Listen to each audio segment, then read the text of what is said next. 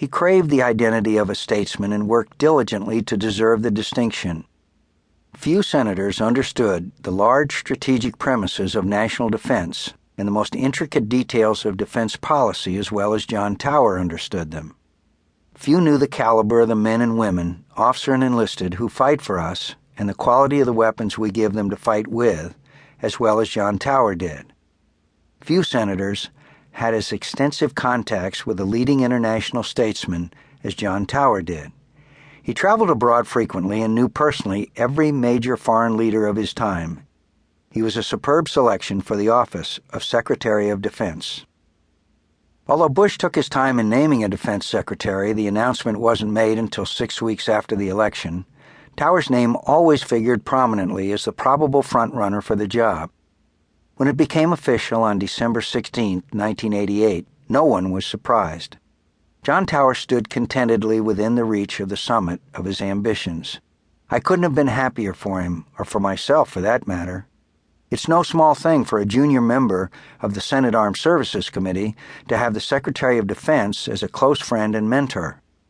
I could look forward to a rapid increase in stature in national security debates if Washington believed I had the trust and the ear of the Defense Secretary. But there was more than self-interest behind my enthusiasm for John's nomination. John Tower was my friend, and I was delighted in his success and the happiness it gave him.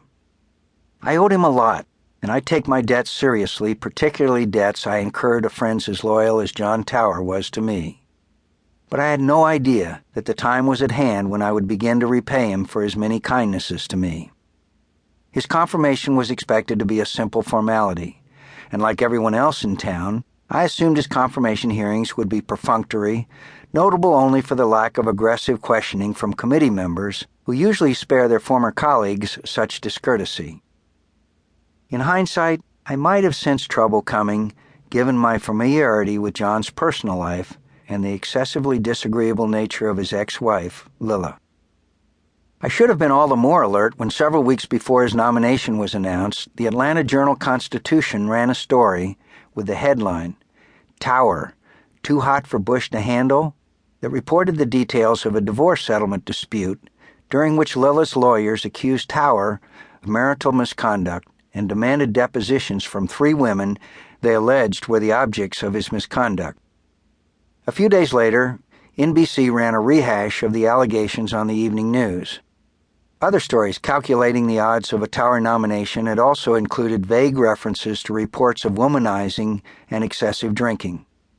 But since senators are not exactly unaccustomed to hearing such rumors about their colleagues or about themselves for that matter, and since the rumors didn't seem to have unduly concerned George Bush or the people vetting John's nomination, I didn't expect him to be too much of a problem. Embarrassing? Surely. But disqualifying? Not unless Washington was unexpectedly seized by one of its periodic fits of Puritanism. And that, I felt sure, was not a likely scenario. There were too many hearty drinkers around the place who might not always have been the most exemplary of devoted spouses to begrudge John his vices, even if they were as exceptional as some wilder imaginations thought they might be, which, as is usually the case in scandal-loving Washington, they were not. I had seen John Tower drink. I had seen him inebriated on occasion, but never incapacitated, never falling down drunk. He worked hard and liked to relax at the end of the day with a glass or 2 or even 3 of Johnnie Walker Black. I was familiar enough with the behavior of alcoholics to recognize the symptoms in others. John Tower wasn't an alcoholic. Wild behavior, or just notable inappropriate conduct, was something I saw Tower enjoy only vicariously, sober or not. By the time of his nomination for Secretary of Defense, he no longer indulged his fondness even for Johnnie Walker. He had given it up years before and restricted his alcohol consumption to a few glasses of wine with dinner. His divorce from Lilla, as messy and bitter as it was, had also relieved him of the burden of great unhappiness. She had fought with his daughters, mistreated his staff and friends, embarrassed him constantly, and generally made his life miserable. Freed from the marriage, he was a visibly happier man, more easygoing and amiable. He had, as he was eventually and embarrassingly forced to admit, extramarital affairs during his first marriage.